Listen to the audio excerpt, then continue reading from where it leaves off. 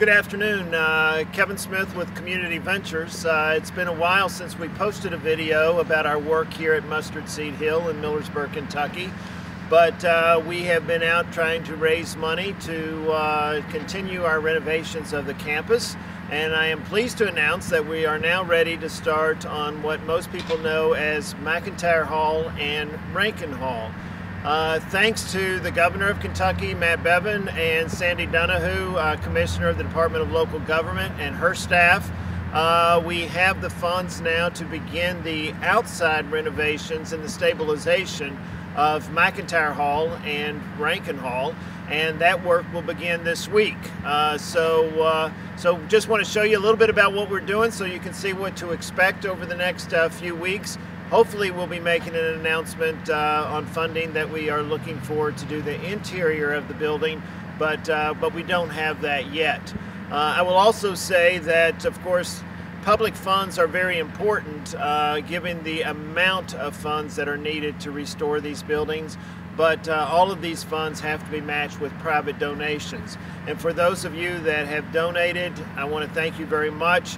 I know some of you all gave $10 and wondered if that was helpful at all. Of course it's helpful. Everything right now is helpful because we have three buildings to do and quite a lot more renovations to do. And any investment in this campus, I think, helps keep the memory of Millersburg Military Institute alive, but also is a great shot in the arm for the city of Millersburg as well. So thank you all for your donations, and now let's go around back, and I will show you one of the major things that we're doing on this building. Okay, so now we're at the back of McIntyre Hall and Rankin Hall, and as you can see, the group that owned the facility before us began to tear down Rankin Hall, and they got only so far and they left a piece of it standing.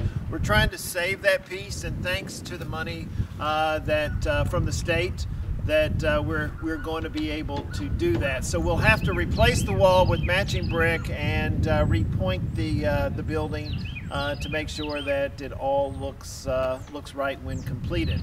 Also, if you'll notice, all of the windows on McIntyre Hall and Rankin Hall will have to be taken out, sandblasted, and repainted and put back in with special glass.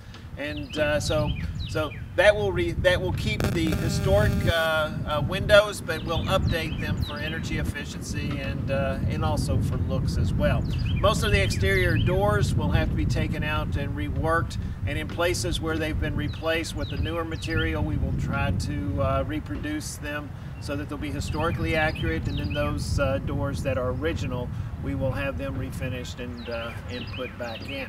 So when all is said and done, the outside of the building will be waterproof, but the building will be stable again. We've got a lot of foundation work to do as well.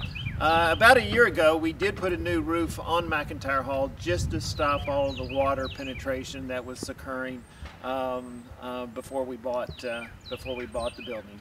So with that said, let's go inside and we'll take a look around and show you some of the demolition that's going on in there.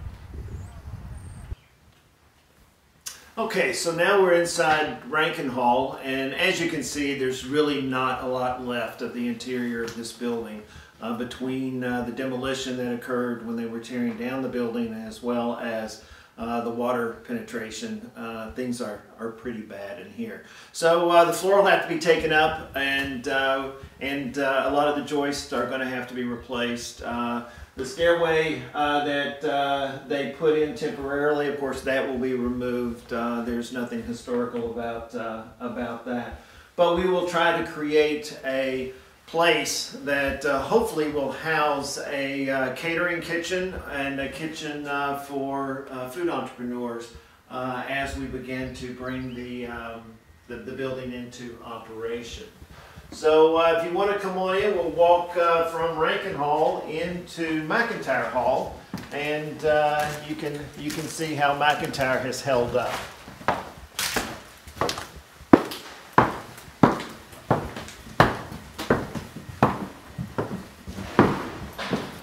So now we're in McIntyre Hall, and of course this was where on the first floor most of the classrooms were.